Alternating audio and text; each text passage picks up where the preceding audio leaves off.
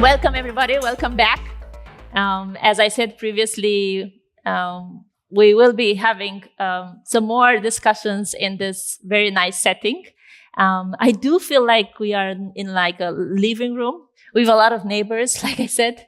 And I do hope that you'll be enjoying our conversation. So welcome, Beniamin.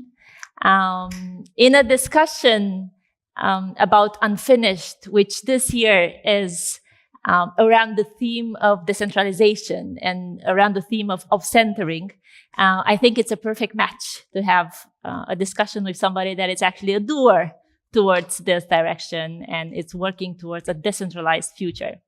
So we are very happy to have you within Unfinished 2020.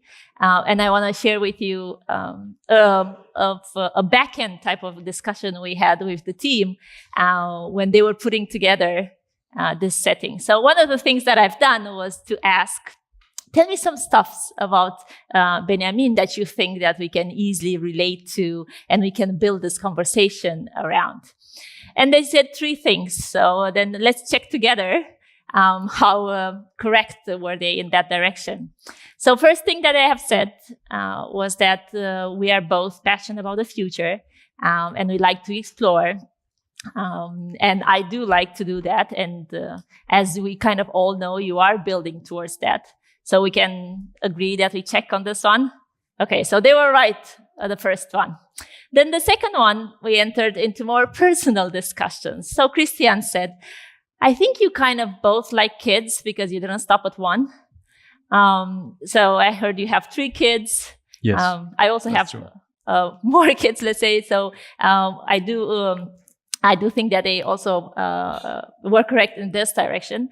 And they said another thing, which at that time, the entire office found it quite a nice source of laugh. And that is, they said that you both kind of dislike Jacques, the official dog of the Unfinished Festival. This might also be true. Yeah. So then I know some people that are around here. And Christian Capucin, sorry to say that, I think there are more on this list. But I'm happy to understand that we kind of have some points in which we can relate. Now, Beniamin, the more I read about blockchain, the more I have this impression that I don't understand a lot of things. Am I the only one? Yeah, great. So if during this conversation you do feel that there are very strong or heavy technical mistakes that we do, please feel free to correct us. We are an entire community of people that want to learn. They want to learn about you, but we also want to learn in general. So please feel free to tell us how we should have said it properly. So you are seen as a tech visionary.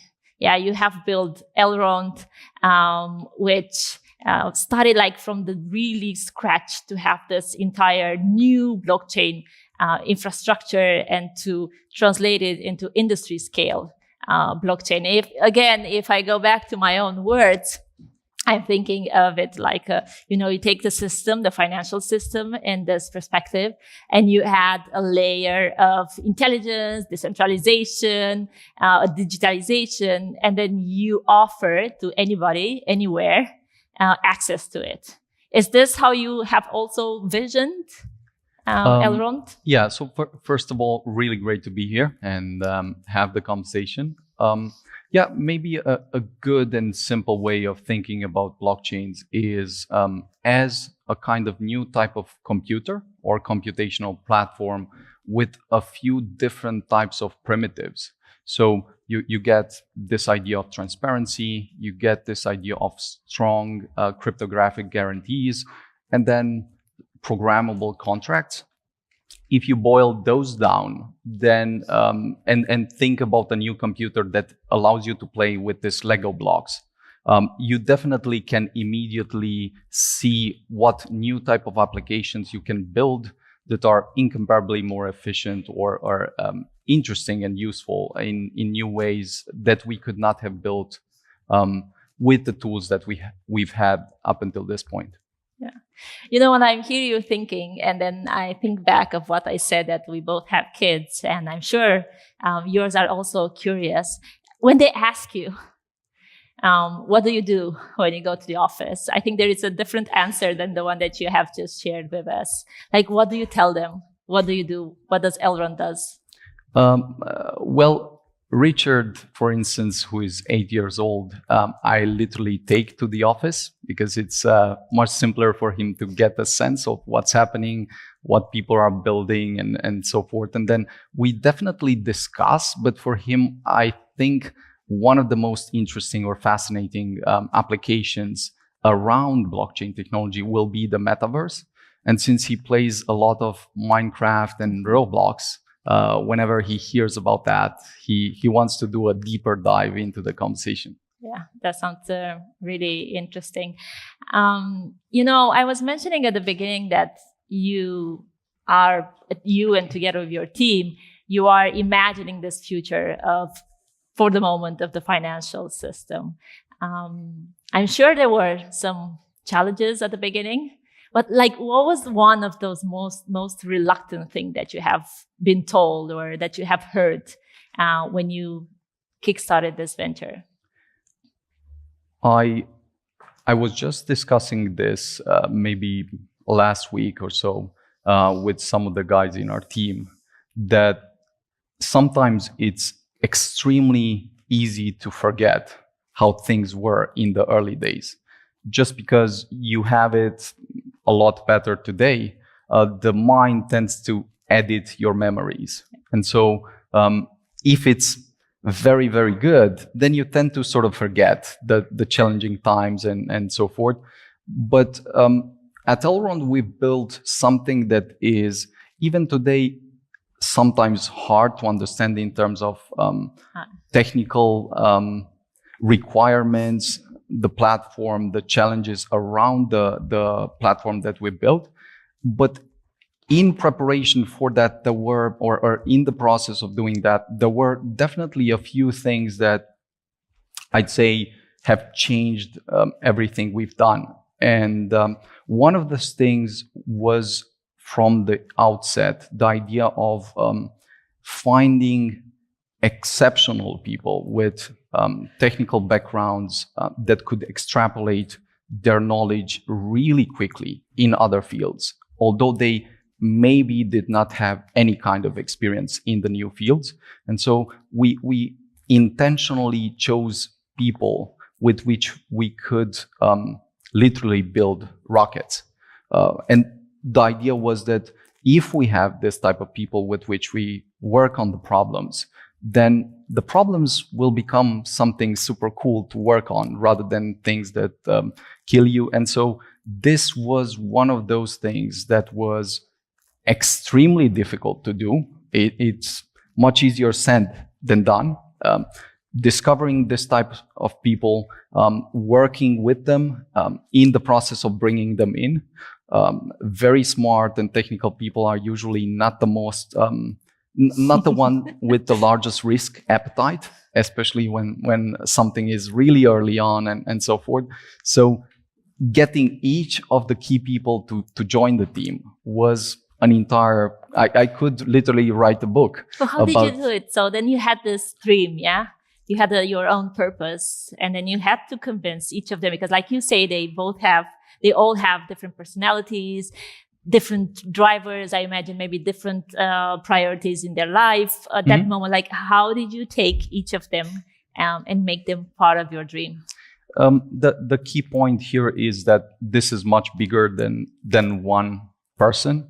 So really smart people, again, and resourceful people look for challenges that could have a high impact on society. So whoever is smart is generally in the back of their head looking for these types of challenges. And so the discussion was much more on what type of challenge we're facing and then what potential impact this could have. As soon as you become aware that this might be the thing that could potentially have the largest impact of our generation in some way as a technology, then things become a lot more interesting because you cannot sleep thinking about if this can really be done, what would actually be required, and then how things could be made so that the people can join. As I said, with each of the people, there was an entire conversation and process. First, starting with some very difficult technical challenges. We've spoken with a bunch of people. Some of them, when we discussed about the really difficult technical challenges, it really became clear to them why we were intentionally discussing about people with which we can build rockets, because part of what we've solved has been tremendously difficult in terms of technical challenges. But then working with the people to join, to leave some of the good places they had, jobs and so forth, was something that we took very, very seriously. And then with this type of team, working on a really compelling challenge to validate this new concept for the platform was a different challenge in itself. So not only were the people basically, let's say, invited to a conversation at first. This was a casual conversation that turned out into something. And did it happen that some of those people that you were in the conversation at the beginning said, really nice conversation, but... Yes, it did happen. And I actually met with a friend that was part of the very first conversation, but did not end up joining. And how was the conversation now? I mean, it could have been a lot better for him, I'd say, if he joined. The nice things about this things is that they offer streams of potential roads into the future.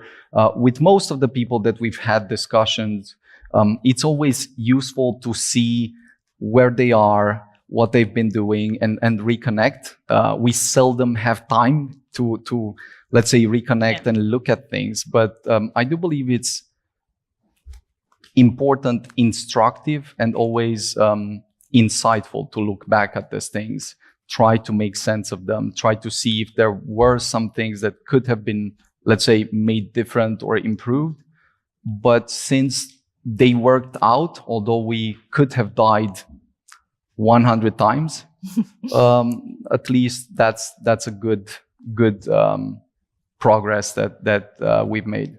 Yeah, so I remain with this conclusion that it's really important to kind of look back before we look forward again. And then now looking further into the future, you said we have this challenge and now it's very much related to the financial system. Where else do you see, as a domain or as an application, do you see the benefits of what you guys are building now? Where else do you see the benefits in the future being applied to? Taking the metaphor with the computer that has this new Lego blocks, let's say primitives, which are transparency, strong cryptographic guarantees, and programmable contracts, for instance, you can immediately see at least 4 types of applications that will become, I think, very fundamental to what we do in the near future and also distant future. One of which I think is very, very seldom discussed or understood for now, which is a deep truth set of applications. What does that mean? What I'm referring here to is that at this point in time, we have a gradually increasing power through artificial intelligence to essentially edit everything, to the point where we will not be able to distinguish between fiction and reality. I mean, we can edit any type of video to look as it would have been recorded. Okay, so we blurry the lines between the real life and the exactly. And this is like video, photos, documents. The point of us being able to edit everything leads us to a few questions. One, what's real? That's a very important question. Very, very important. And I believe that until it's philosophical, it's one thing. Like people will say, okay, we know what's real, it's very easy and so forth. But this only applies until you see a video with the president of the United States that's a deep fake that does something super stupid or super, let's say, problematic. And then at that point, you'll see that this very easily can lead to a type of digital terrorism, where the entire stock market collapses because of a video like that, which is a very small thing, but put in that type of context, makes it a very strong requirement for us to be able to have something through which we tell what's real, what's not, apply to videos, apply to, let's say, images, but then also apply to documents, because this leads us to a much deeper question, which is, if I have a very strong tool through which I can literally edit any type of document, then maybe if I'm a dystopian state, I do what the Soviets have done and edit some people out of history, which is like dystopia in a way where Orwell literally applied with the tools that we have. So in this type of context, we need a tool through which we can, one, have a kind of historic authenticity to documents that cannot be counterfeited, have a type of digital integrity that again cannot be counterfeited, and a countermeasure to deep fakes, in a way where you can immediately say this has been tampered with, and it's clear that it's not real, whereas this other thing has some unforgeable stamps that you can immediately see. And I believe blockchain is in the unique position to provide this, unlike any other technology. So when I hear you talking, I think, okay, long-term considerations would indeed imply a proper system governance. Like you say, having the proper tools to differentiate from what's fake, what's real. Also taking very good care of our privacy, our individual privacy, what that does mean for me. And then when I link all this and I go back to what Jerry said earlier, they all kind of go around this notion of trust. So you have to have trust in order to be able to make that a reality. But then again, I go and I start reading, and there are people that are saying, when we talk about blockchain technology, we don't even have to talk about trust, because trust is embedded, is by default. Mm-hmm. How do we actually make sure that is properly embedded? I think the key thing that I'd say around trust is that this type of computer that is a blockchain, by the fact of providing strong, transparent, and verifiable cryptographic guarantees, essentially makes it clear that you don't have to trust. It's essentially a trust minimization mechanism through which you see what's being done, how it's being done, and then by virtue of you having everything transparent, you can essentially say the only thing that I need to do is understand if the program that we're going to run will in fact run as it's supposed to. If not, okay, you might have some problems there, but the most important part is having this cryptographic guarantees, which then enable you this new space that you can play around and build other tools. You've mentioned that finance is a different type of set of applications. So finance, thinking about having digital money, having all the financial applications natively digitally rebuilt with sort of automated systems that are transparent, and then extending this to the entire world is definitely opening a new space for applications that need to be built.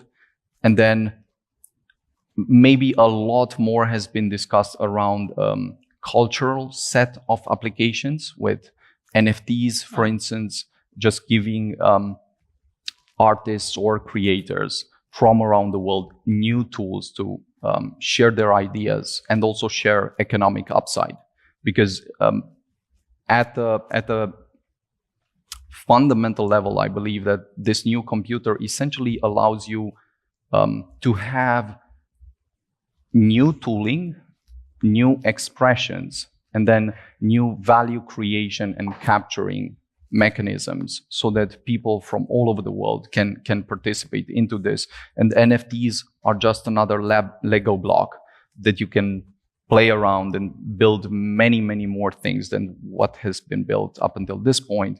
And then, for instance, DAOs are just another expression of the same idea. You have this cryptographic guarantees. You can define some programs that are transparent. And then around them, you can build new organizations with which enable larger group of people potentially to scale what they're doing and cooperate.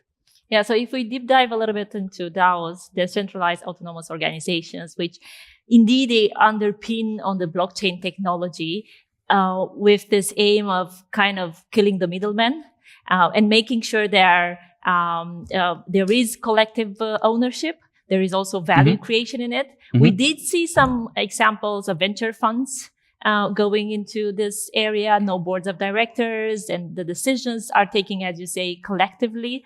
And you are building a company around that. Have you ever thought of actually bringing that even more close, like into your own organization? Sure. I do believe that each of these ideas has a context in which they work really well. And it's important to understand what are the properties that make it work really well.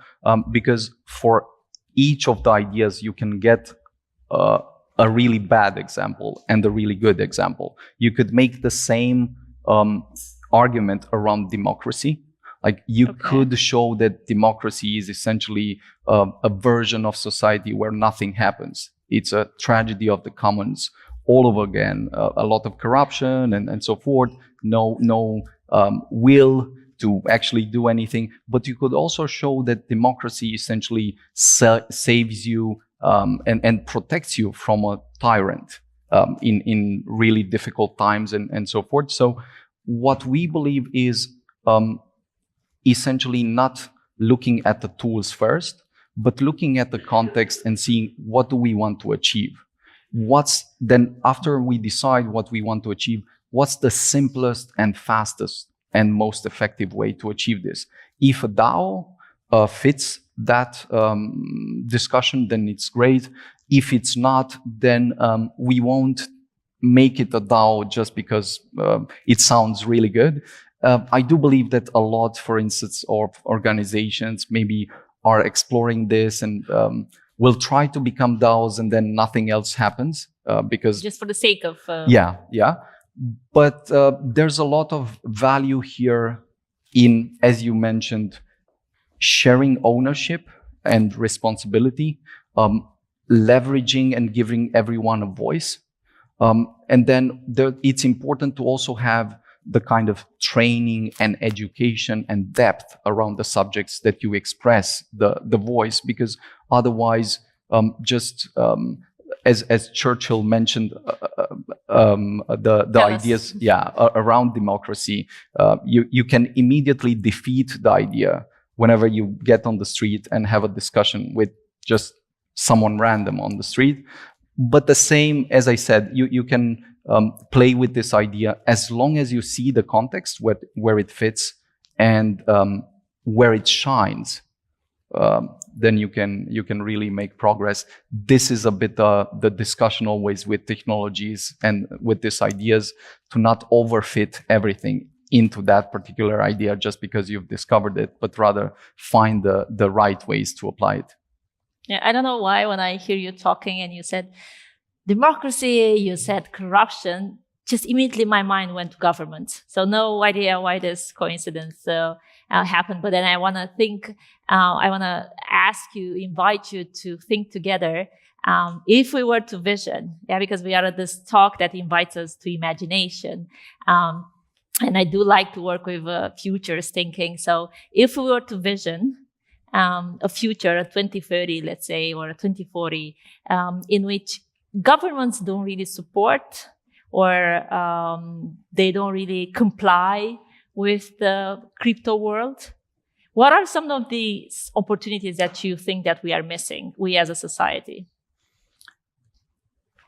First of all, I would say and make the case that with blockchain technology solved and specifically building a blockchain technology that can scale to work at a performance equal to the internet, and then one that is accessible to anyone, as we are trying to build at Elrond, I believe could open a generational opportunity across the entire spectrum of fields, whether you look at economics and just rebuilding the financial system, rebuilding money, opening the money to the entire world, and so forth. So making this accessible and applying it in society would potentially create a very strong GDP multiplier.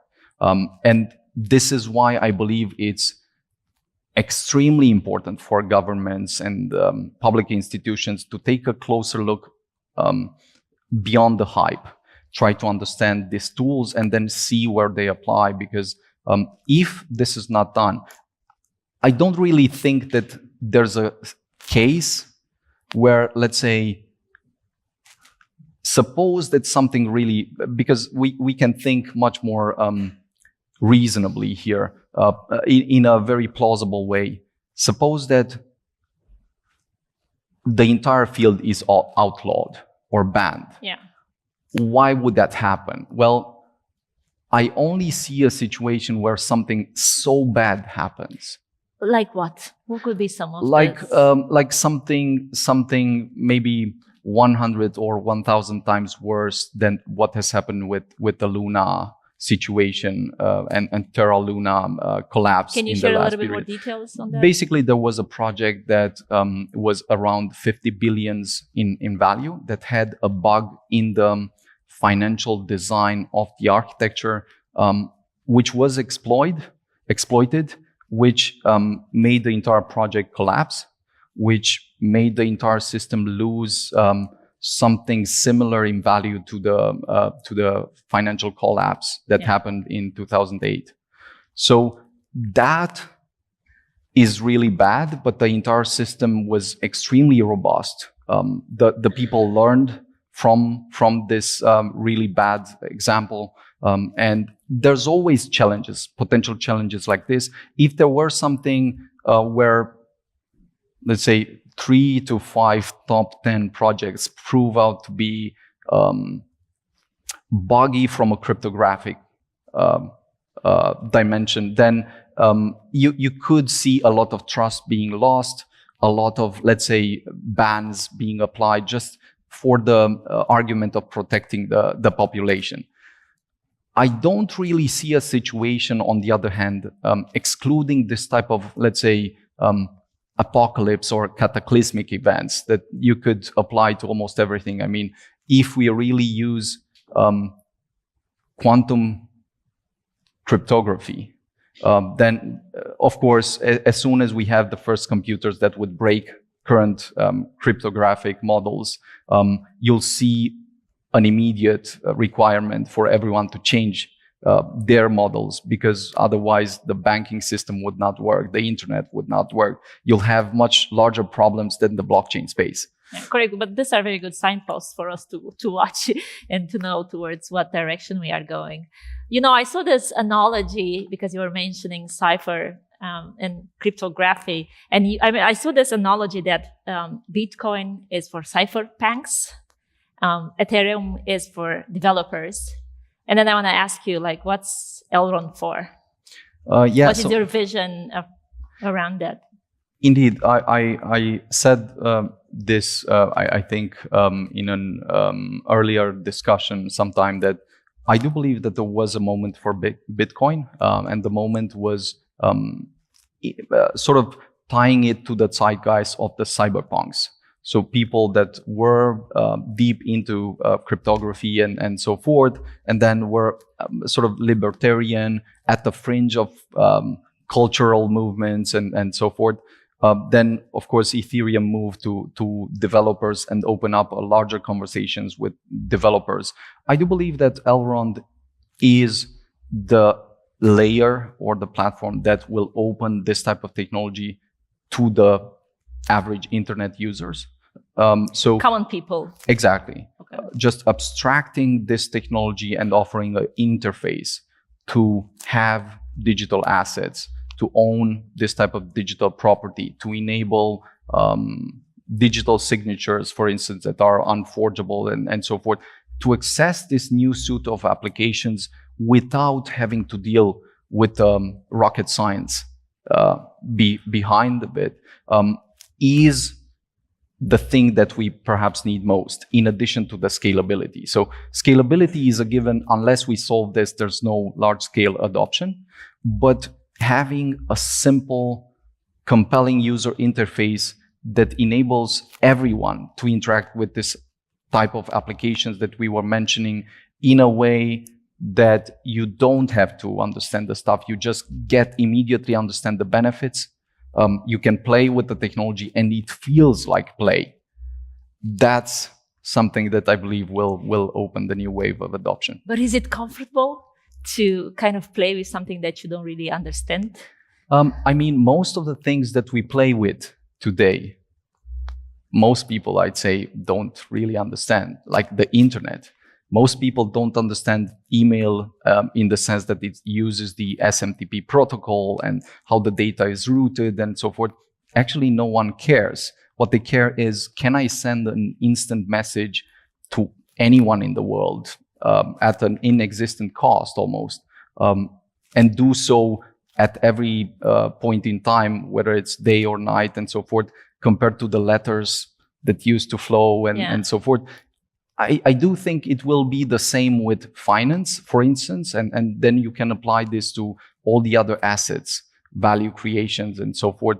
If you can have a financial system that enables you to have any type of asset expressed digitally, moved and exchanged almost instantly with anyone in the world at a trivial cost, so that you can literally invent new fields, play with them, finance them, and iterate on them.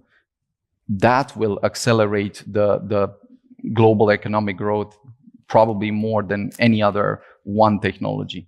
Yeah, I liked when I read, I think it's also one of your previous articles, you were mentioning about this transition from a book to an ebook, from mails to emails, from commerce that we used to have and we still have, but it's shifted dramatically towards e-commerce. And then the mantra behind was that we moved from gold to e-gold. So if we were to think even more than that, what other E's do you think of? Well, it's the thing that maybe we should assume in this type of technological conversation is that almost everything we can think of in terms of advancements that have a clear positive impact will happen. The only question is in what time frame. So most of the things that even when someone makes fun of some idea that happened, I'm not sure, maybe 50 years ago or 100 years ago, the people that make fun in retrospect always look super stupid. And sometimes they're not stupid people. Sometimes they are stupid people, but sometimes they're not stupid people. And so when you see economists like different type of Nobel laureates that make claims about things they don't understand, about the internet being a fad and just passing by and it will be irrelevant and so forth, and an entire list of people discussing stuff like that, you immediately understand how constrained and biased sometimes people are, and I'm not sure if it's intentional, because sometimes it is like people don't really want to discover what can be possible. It's hard to imagine. Like, it's easier to look back. We are more experts on the history. It's not easy to imagine how the future might be different, especially if it's a future that we are not really comfortable with, or that it's a big disruption to our current status. So maybe this is one of the things that... Yeah, maybe it applies in some respects, but at least if you would only make one prediction and you'd make it very lightly, this would assume that you're, let's say, aware that history is much easier to make sense of, and not even that. So even history is written mostly by the victors, and you have a different type of stories told after they happen. In different ways. Completely agree. And then the question is, shouldn't we be, especially if we learn super complex things and so forth, much more open and much more hesitant to make strong claims, not about what will happen, but about what's clearly not going to happen when we see technology unfolding and so forth. So I do believe there's a type of epistemic modesty that should be applied here, where when people discuss about the future, where they can definitely express thoughts, but one should not, being aware of all the past predictions and the past people that have been made fools by technologies throughout history, make strong claims about what will totally and never happen. Yeah, and I think that was very much the case, or at least this is my impression, in the last month or the pandemic in Romania, where there were so many people that they knew how the end of 2020 was going to look like, or they knew this thing that we all going to come back to the office, or we all other parts, they were saying we're all going to go remote. So I do think that there is this Danish physicist that I think said it very simply: prediction is very difficult, especially about the future. So, but that doesn't mean that we cannot imagine. So 100%. We can vision the different ways. It helps us to, dream big, to do big, as Jerry was saying. It helps us to get more prepared for what the future might hold, even if it's something that we don't really like. So if we were to imagine, I don't know, the Elrond of 2030, how do you think that changed? What changed? What didn't change? And maybe here to add some spice to it, what were some of the fads that you have encountered in the journey? So, it's a visioning exercise, sure. No predictions, so we don't know for sure. Don't invest best on these decisions.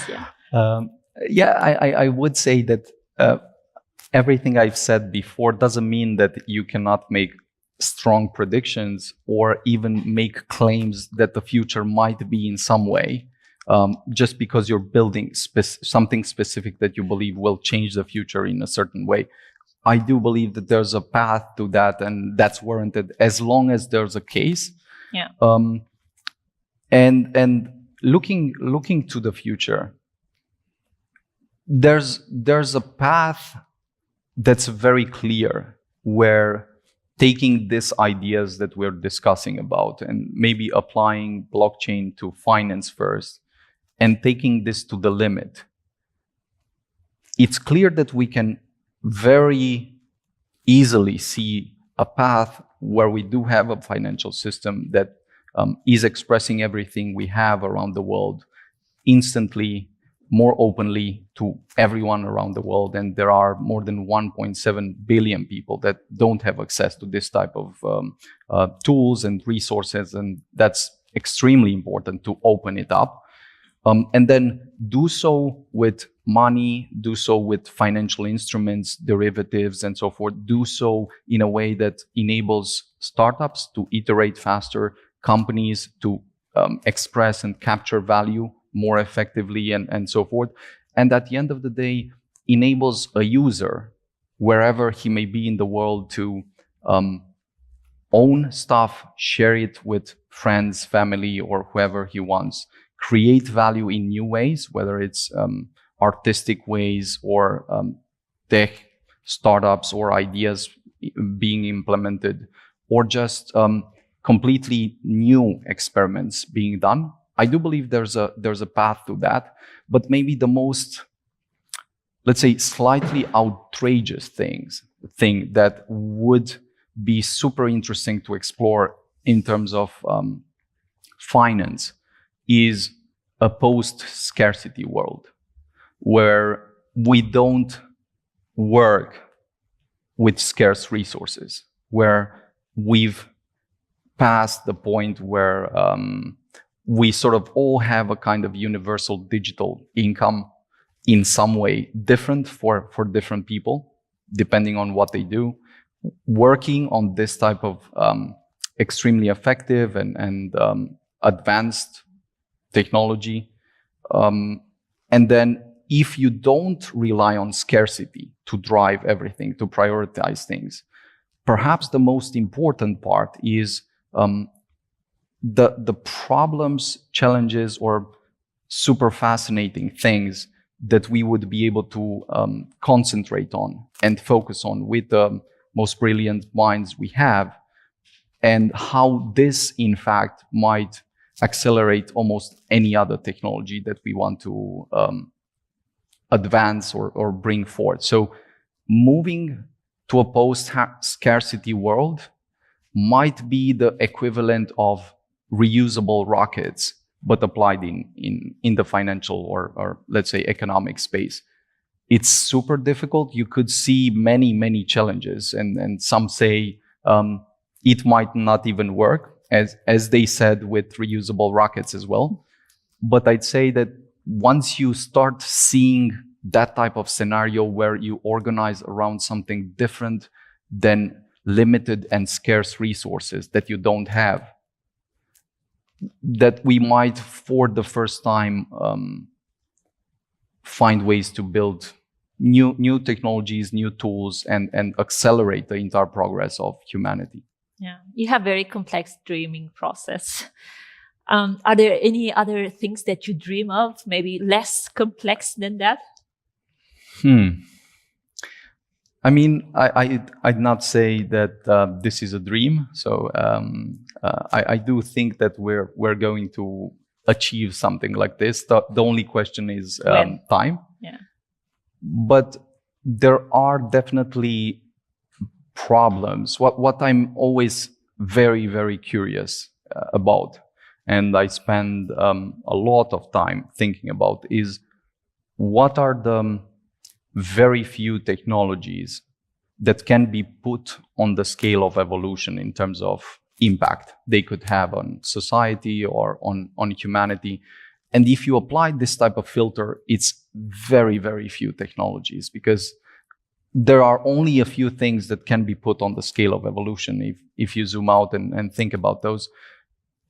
And the most fascinating part is that it almost looks like this bad scenario for the next decade could also turn into a kind of roaring 20s scenario, where if we nail 2-3 of the breakthroughs in some other fields, whether it's epigenetics and genetic editing or artificial intelligence, or really the first steps of trying to make life multiplanetary, I mean, we're literally in a different world. I'm not saying that there are not a lot of challenges that we'll need to solve and that we need to be mindful of and so forth. But I do believe that for this period that we live, by and large, most people do have it a lot better than the entire history, previous part of the history that and we sometimes we are not aware of that. Totally not aware. I mean, the lives that kings have lived, now we take for granted. Like having access to all of that, most tools that we take for granted today are not even aware of, were things that kings and emperors sometimes did not have. But this is the problem with the sort of hedonic treadmill, that once you get used to some new pleasure, you can see it for a few days and so forth, but then you normalize that. and you cannot see it anymore. So it's good to, from time to time at least, step back, look at the things in perspective. Like how is this compared to other periods in history? How is this compared to even our parents?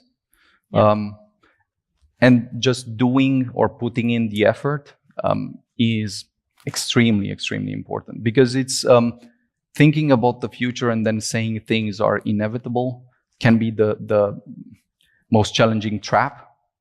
You can easily get complacent, assume things, and even things the won't happen. fatalist a little bit, like you stay in this comfortable position and the future is just happening around you. Yeah.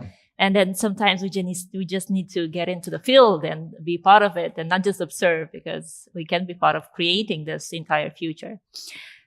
I do have one last question, because I do want to keep some time if there are questions from the audience to kind of invite you here in the living room, in the co-living room. And one of the questions that I do want to ask you is, because we are in this setting in which everything is in progress and we do walk with a certain familiarity and there is a community. I was wondering what's unfinished for you at this stage in your life? I'd say almost everything. Work in progress. Yeah, it almost seems like at a higher level, once you understand that almost everything you do, you can do better, that almost everything you write, express, think about, sort of never reaches this point of being completely finished, having the ultimate insight that will not be exceeded and so forth. This is much more a philosophical point that one might understand at some point in his life, but that also frees you up to continue to make progress, to continue to look for the next steps, embrace life as it comes, and also resist this kind of perfection trap that makes it seem like you will essentially nail this ultimate breakthrough that no one will be able to exceed, or you won't be able to exceed, and so forth. And understanding this about life, about reality, about technology, puts you in a very different game, right? You start approaching things a lot more curiously, a lot more open interested. For perspectives. Yes. And it seems like these are traps that our minds create. Once you sort of see the bugs as they unfold, then you at least can continue life. It makes it a lot more fun, interesting, engaging in many, many ways. So I'd say that almost everything is unfinished. Is unfinished in that sense. Now I understand if you have the chance to look on YouTube, there is this new video release about the 2 official years of Elrond.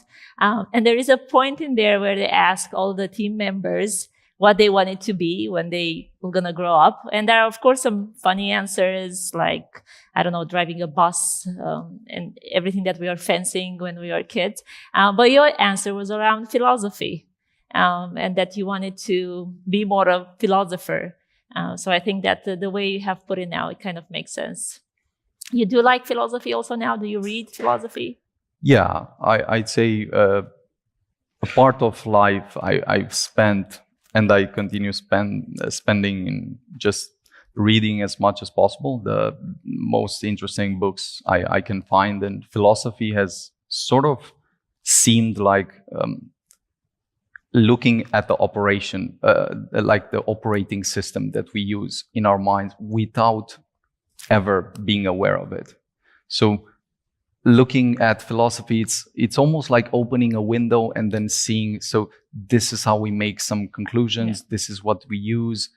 And the question is always, can this operating system, if it exists like that, be updated?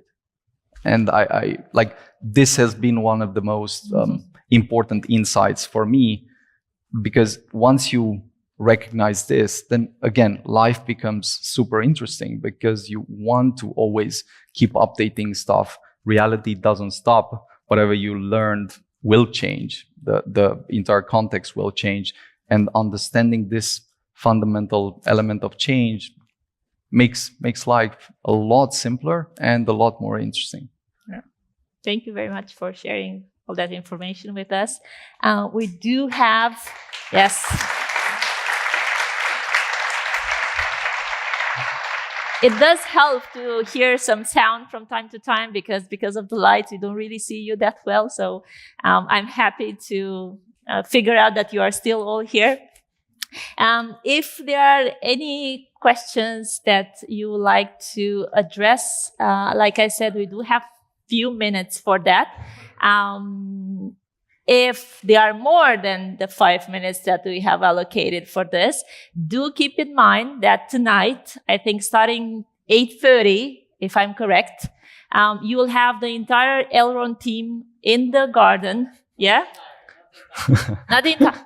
Yeah, this is what I was told. Part of the Elrond team. So this is what I was told. I was the middleman here. Yeah. So in the future, you're going to kill the middleman. So, part of the Elrond team will be in the garden, wearing the Elrond swag. Yeah, so it will be easy to recognize them. So if you have more questions, the technical ones, the really technical ones that you are the only ones that maybe understand, I think that's a very good moment to ask and approach them. And I think it's a great opportunity. They do like to be challenged. And I think you all agree that even if you have different opinions and it's a controversial subject still, so that's a very good moment. But let's hear if there are now some questions. Yeah, can you hear me? Yes, we do. So first, I want to congratulate you, Benny, for the hard work that you made with the entire team. I have a question for you. You say that the Elrond network is for the future, right?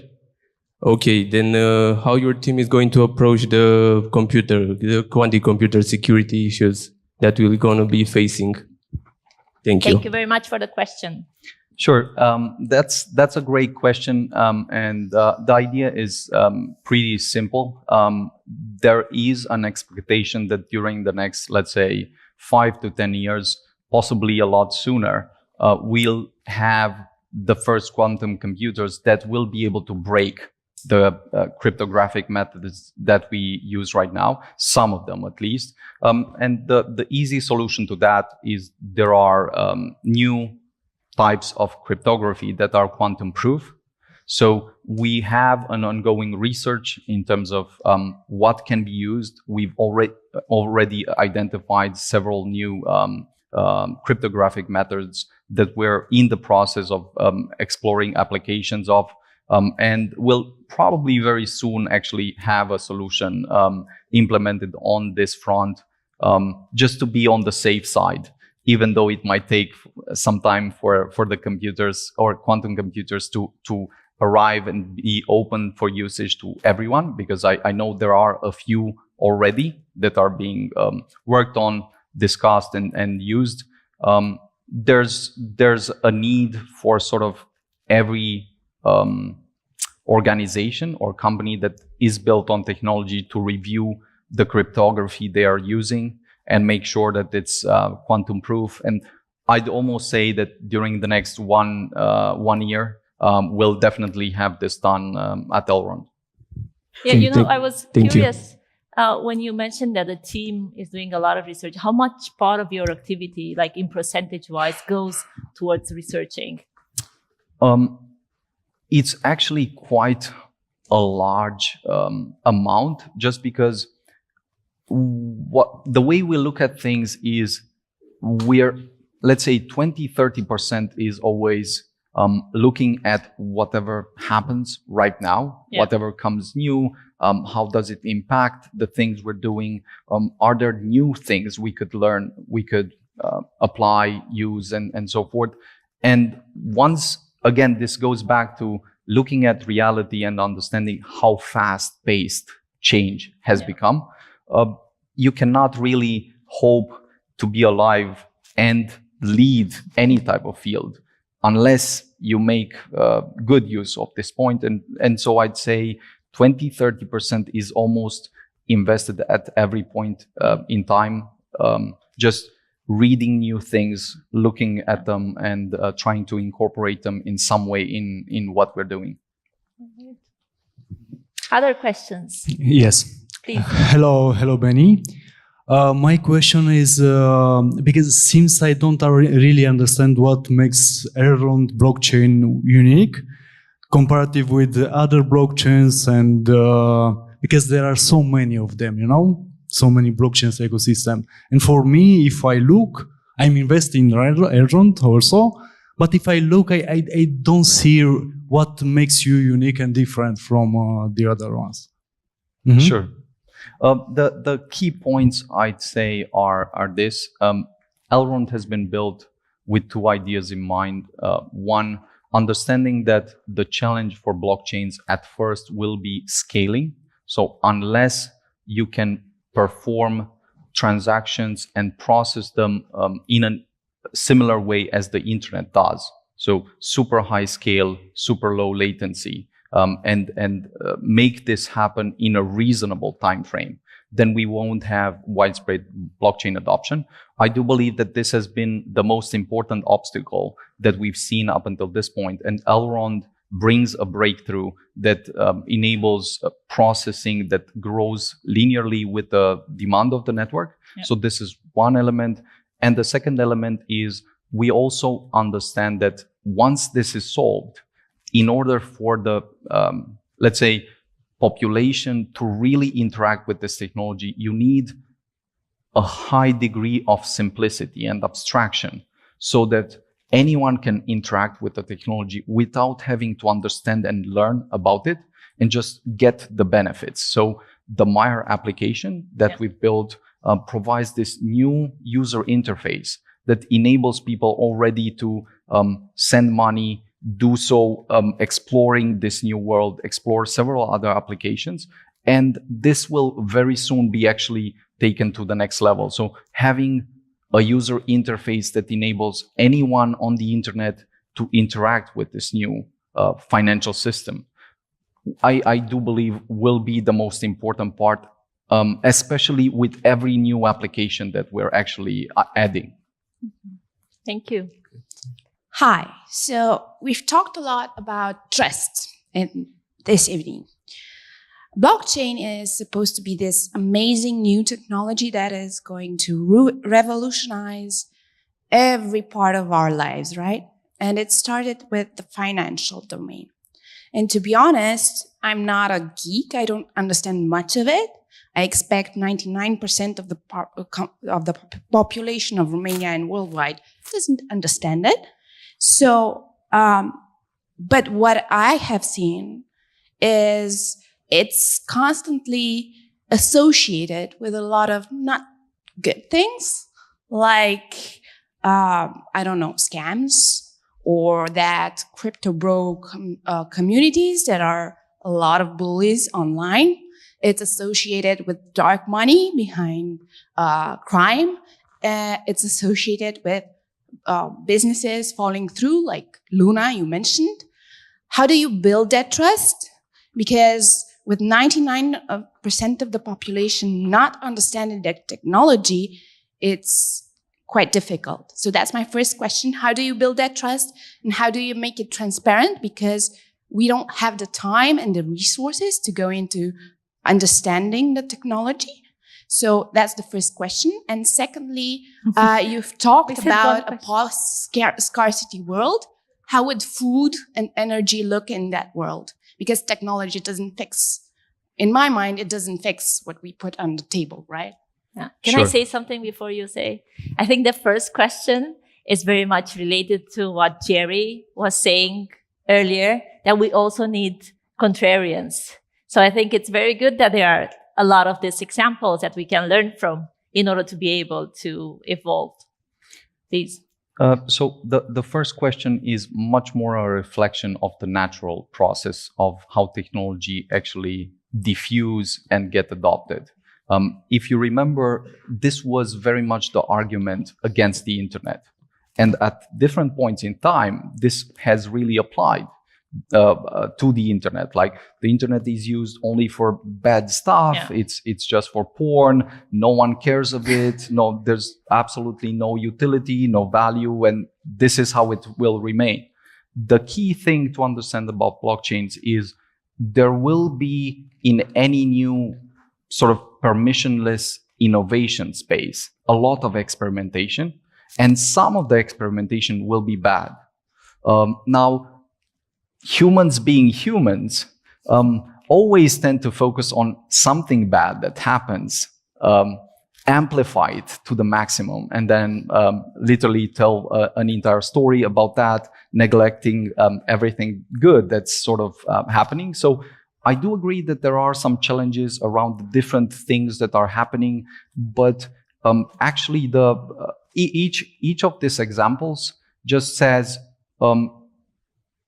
proves a very important point. Namely, as soon as you'll have the largest mainstream application being adopted, what you'll have is an immediate paradigm shift where people that were contrarian, and contrarian is not the right word, maybe opposed to the idea and not open to it, and so forth, will shift to using the idea because it becomes obvious how this can be used and so forth. So whether it's just understanding startup iterations, that some of the startups fail, some of the startups are built, whether it's essentially looking at, for instance, money laundering and understanding that the last studies sort of show that less than 1% of transactions in any type of blockchain are used for that.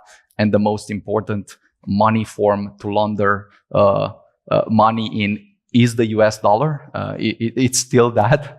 For almost each of the arguments, you could immediately see there's a granularity to it, there's an objection, and then there's also a reality or lessons that can be used. And maybe the most important part is, as soon as we have the first application that is widespread and goes to the mainstream, then the narrative will shift.